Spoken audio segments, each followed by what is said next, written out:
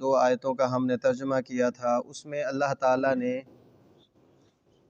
مقابلے کا چیلنج کیا ہے، قرآن کے مقابلے کا چیلنج کیا ہے، اور چیلنج اس طرح سے کیا ہے کہ 1-2 صورتیں ہی بنا کر دکھا دو۔ فَأْتُوا بِسُورَةٍ مِّن مِّثْلِهِ، اس قرآن جیسی ایک صورت ہی بنا کر دکھا دو۔ اور سورۃ بنی اسرائیل میں فرمایا قُلْ لَا إِنِ اجْتَمَعَتِ الْإِنسُ وَالْجِنُّ عَلَىٰ أَن يَأْتُوا بِمِثْلِ هَٰذَا الْقُرْآنِ وَلَا يَأْتُونَ بِمِثْلِهِ وَلَوْ كَانَ بَعْضُهُمْ لِبَعْضٍ ظَهِيرًا، اگر انسان اور جن سارے ہی جمع ہو جائیں کہ اس قرآن جیسی صورت بنانے کے لیے سارے ہی جمع ہو جائیں، لا یأتون بمثلہ، اس قرآن جیسا نہیں لا سکتے، اگرچہ بعض کے مددگار ہی بن جائیں، جن اور انسان سارے مل کر قرآن جیسا نہیں بنا سکتے۔ اب جو قرآن کو لائے ہیں وہ ہیں ہمارے نبی صلی اللہ تعالیٰ علیہ وسلم۔ اب اگر کوئی کہے کہ بھی پڑھے لکھے آدمی، کوئی دیکھے کہ پڑھا لکھا آدمی کوئی کلام بنائے تو پھر سمجھ آتی ہے کہ اس جیسا کوئی اور پڑھا لکھا ہوگا جو اس جیسا کلام بنا لے گا۔ تو جب 40 سال حضور علیہ السلام رہے مکہ والوں میں اور کسی استاذ کے پاس نہیں پڑھا، اور حضور کو جو ہے وہ ایک لقب ملا ہے امی، بے پڑھا، ان پڑھ نہیں کہنا، بے پڑھا، جو کسی استاذ کے پاس نہ پڑھا ہو اس کا ایسا عظیم کلام لانا جس سے سارے اہل عرب، سارے اہل زبان عاجز آ جائیں، اس کا نام قرآن ہے۔ اور یہ ایک ایسا معجزہ ہے جو علمی، عرفانی اور وجدانی ہے۔ اور یہاں ایک بات یہ بھی ہے کہ جتنے بھی نبی آئے ان کے معجزات آئے ختم ہو گئے، ہمارے نبی کا معجزہ آج بھی موجود ہے۔ پچھلے سارے نبیوں کے معجزے ختم ہو گئے لیکن آج ہمارے نبی کا معجزہ موجود ہے۔ ایسا کلام ہے کہ جس میں اس قدر چاشنی ہے کہ ایک کتاب کو پڑھنے کے بعد دل کرتا ہے اس کتاب کو دوبارہ نہ پڑھا جائے، اور ایک کتاب کو کوئی بندہ پڑھ رہا ہو تو بندہ اکتا جاتا ہے۔ قرآن کو پڑھنے والا اکتاتا نہیں، مزید جاذبیت اور محبت بڑھتی جاتی ہے، غیر مانوسیت ختم ہوتی جاتی ہے۔ جیسے ہی پڑھنا شروع کریں غیر مانوسیت ختم ہوتی جاتی ہے، جاذبیت اور محبت بڑھتی جاتی ہے۔ اور یہ قرآن ایسا عظیم کلام ہے کہ اپنے پڑھنے والے سے ادب کروا کے رہتا ہے۔ تو ایسا عظیم کلام، اب جب میلے ہوتے تھے عرب والوں کے تو ان کے ساتھ 1-2 بندے ہوتے تھے شاعروں کے ساتھ، بہت بڑے بڑے شاعروں کے ساتھ، اور وہ شاعر جب شعر کہتا تھا تو پھر اس کے خیمے کے پاس بندے کھڑے ہو جاتے تھے اور کہتے تھے ہے کوئی ایسا شعر کہنے والا، ہے کوئی ہمارے مقابلے کا شعر کہنے والا تو کہہ کر دکھاؤ۔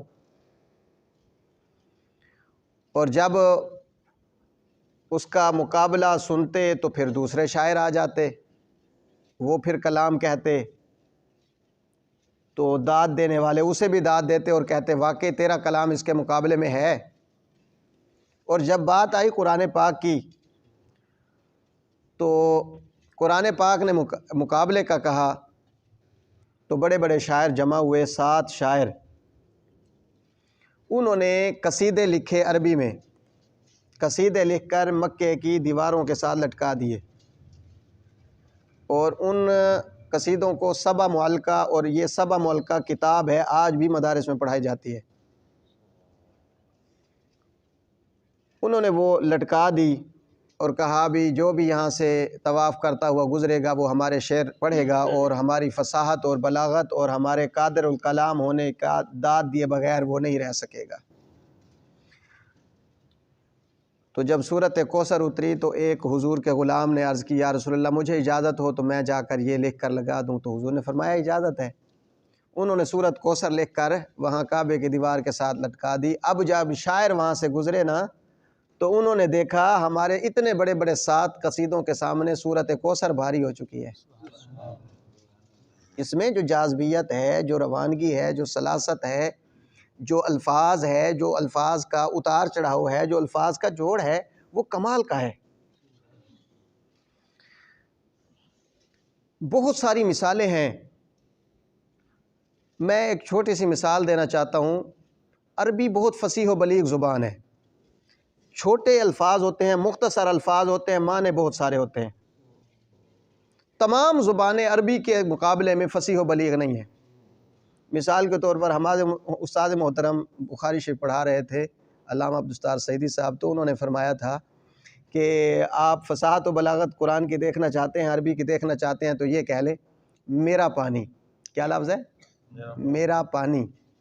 اس کا ترجمہ کریں آپ اردو میں تو کہا میرا پانی، پنجابی میں چاہو تو کہا میرا پانی، ہاں جی سریکی میں چلے گئے تو اتھے انہوں نے کہا جی میڈا پانی، اور انگلش میں چلے گئے تو انہوں نے کہا مائی واٹر۔ اب اگر یہی الفاظ قرآن سے لو اور عربی سے لو تو عربی الفاظ پتہ ہے کیا کہیں گے؟ مائی۔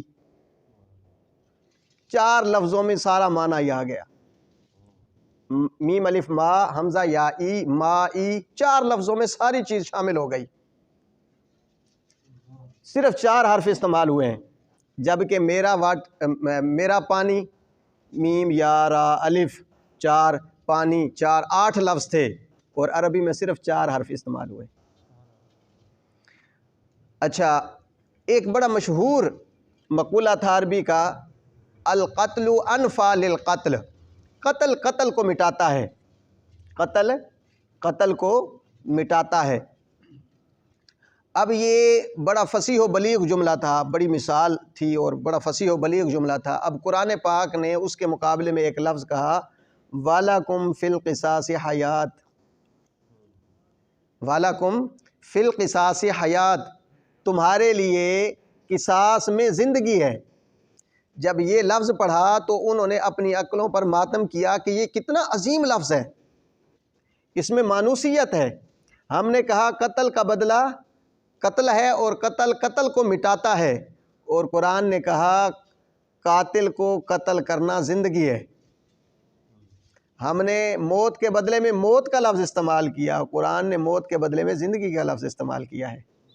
ہم نے اس بات کو کرنے کے لیے 15 لفظ کا استعمال کیا، قرآن نے اس لفظ کو بات کو بیان کرنے کے لیے صرف 10 حرفوں کا سہارا لیا ہے۔ ایسی بہت ساری مثالیں ہیں۔ میں ایک حدیث مبارک سنانا چاہتا ہوں اور اس کے بعد بات ختم کروں کہ امام ابو نعیم نے دلائل النبوہ کے اندر حدیث مبارک نقل کی ہے کہ نبی پاک علیہ الصلوۃ والسلام حرم شریف میں بیٹھے تھے اور کچھ کفار بھی حرم شریف میں بیٹھے تھے، تو انہوں نے بیٹھے ہوئے کچھ میٹنگ کی باتیں کی، تو ان میں عتبہ بن ربیعہ وہ کھڑا ہوا، کہا میں جاتا ہوں، مجھے اجازت دو، میں جاتا ہوں اور تمہارے لیے کوئی اچھی خبر لے کر آؤں گا، مجھے اجازت دو، میں جاتا ہوں، ذرا بات کرنا چاہتا ہوں۔ تو انہوں نے کہا بھی ٹھیک ہے چلے جاؤ۔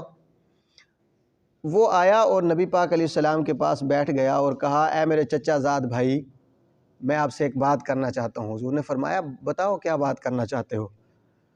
کہا آپ نے نا اپنی قوم کو بڑی مشکل میں اور تکلیف میں ڈال دیا ہے، جب سے آپ نے اعلان نبوت کیا ہے اپنی قوم کو مشکل میں ڈال دیا ہے۔ میں آپ سے پوچھنا چاہتا ہوں کیا آپ کو مرتبے کی ضرورت ہے؟ آپ کا تو خاندان بہت اعلیٰ ہے، آپ اپنے حسب و نسب میں سب سے اعلیٰ ہیں، اگر آپ کو مرتبے کی ضرورت ہے تو ہم آپ کو عہدہ دلوا دیتے ہیں، ساروں کا سردار بنوا دیتے ہیں، اور اگر پیسوں کی ضرورت ہے تو آپ کو ساری قوم اتنا پیسہ دینے کے لیے تیار ہے کہ آپ اپنی قوم میں سب سے امیر ترین بندے بن جائیں گے، اور اگر آپ پر عقل کا کوئی مسئلہ ہے، کوئی جنون طاری ہے، تو آپ اگر علاج نہیں کروا سکتے تو ہم علاج کروا دیتے ہیں۔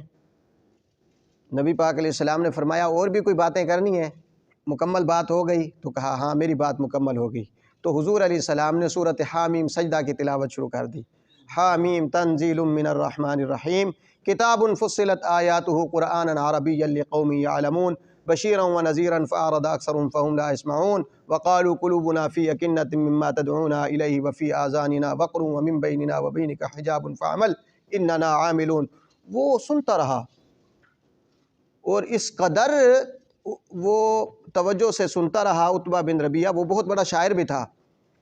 وہ اس قدر سنتا رہا، اب کوئی بات ہی نہ اس کو بن پائی، میں کیا کروں، کیا جواب دوں، کیا کہوں. بالکل حیران ہو گیا، کوئی جواب نہ دے سکا. اور جب حضور علیہ السلام آیت سجدہ تک پہنچے، نبی پاک علیہ السلام نے سجدہ فرمایا. حضور علیہ السلام جب سجدے میں گئے تو وہ اٹھ کر اپنی قوم کے پاس واپس چلا گیا. اب قوم نے دیکھا تو قوم نے کہا عتبہ بن ربیعہ جس چہرے کے ساتھ گیا تھا اب وہ واپس اس چہرے کے ساتھ نہیں آیا. اب اس کا چہرہ وہ نہیں ہے، اس کا رنگ اترا ہوا ہے. تو جب واپس آیا تو قوم نے کہا بتاؤ کیا ہوا؟ تو کہا میں ایسا کلام سن کر مبہوت ہو گیا کہ میں کوئی جواب نہیں دے سکا. میں نے شعروں کی تمام قسموں کو جان لیا ہے، مجھے شعروں کی تمام قسموں کا پتہ ہے، لیکن یہ کلام شعر نہیں ہے، یہ جادو نہیں ہے، یہ شعر نہیں ہے، شعروں کی کسی قسم میں سے نہیں ہے. تو اے میری قوم تم ان کا رستہ چھوڑ دو. خدا کی قسم یہ ایسا درخت ہے جس کی شاخیں اوپر کو جا رہی ہیں. یہ ایسا درخت ہے جس کی شاخیں اوپر کو جا رہی ہیں. تم ان کا رستہ نہ روکو، ان کو چھوڑ دو. اور میں نے ایسا کلام سنا ہے جو دلوں میں اترتا جاتا ہے. تو اب وہ قوم جو قرآن کا معارضہ کرتی تھی، قرآن کا مقابلہ کرتی تھی، وہ کہہ رہی ہے ہم اس کا مقابلہ کرنے سے عاجز ہیں، اور وہ اس کا مقابلہ نہ کر سکے، اور آج تک کوئی بندہ اس کا مقابلہ نہیں کر سکا. تو یہ ایک حضور کا ایسا معجزہ ہے جو اتنا عظیم ہے کہ آج تک کوئی اس کا مقابلہ نہیں کر سکا، اور رہتی دنیا تک کوئی کر ہی نہیں سکتا. تو اللہ تعالیٰ نے اس عظیم کتاب کو جو ہے وہ نبی کا معجزہ اور اپنی عطا فرمایا ہے اور اپنا کلام فرمایا ہے. نبی کا معجزہ فرمایا ہے اور اپنا کلام فرمایا ہے. تو فرمایا جب قرآن جیسی ایک صورت تم نہیں لا سکتے تو قرآن جیسا قرآن کیسے لا سکتے ہو. اور یہاں صوفیاء نے بڑی عظیم بات کی تو کہا فَأْتُوا بِصُورَةٍ مِّن مِّثْلِهِ کی ہا ضمیر جو ہے ہا، اس کا جو اشارہ ہے یا تو وہ نزلنا پر ہوگا یا پھر عبدنا پر ہوگا. اگر اس کا اشارہ نزل نہ ہو تو پھر قرآن ہے، اور اگر اس کا اشارہ عبدنا ہو تو پھر معنی یہ بنے گا تم ایک نبی جیسی صورت لا کر دکھا دو، ہمارے نبی جیسی، ہمارے حبیب جیسی، ہمارے محمد جیسی ایک صورت لا کر دکھا دو، ہمارے نبی جیسا کوئی نبی لا کر دکھا دو. یعنی ان جیسی عظیم صفات اور عظیم شخصیت کا حامل کوئی بندہ لے کر دکھا دو. نہیں لا سکتے تو پھر اس آگ سے ڈرو جس کا ایندھن آدمی اور پتھر ہیں، جو کافروں کے لیے تیار کی گئی ہے. یہ چند باتیں میں نے صرف تھوڑی سی باتیں پیش کی ہیں. اللہ تعالیٰ کی بارگاہ میں دعا ہے کہ ہمیں قرآن کا اعجاز اور قرآن کی عظمت سمجھنے کی توفیق عطا فرمائے. آمین. بسم اللہ الرحمن الرحیم. اللہم صلی علی سیدنا و مولانا محمد معدن الجود والکرم وآلہ وصحبہ وسلم. ربنا آتنا فی الدنیا حسنۃ وفی الآخرۃ حسنۃ وقنا عذاب النار. وصلی اللہ تعالی علی خیر خلقہ سیدنا محمد وآلہ وصحبہ.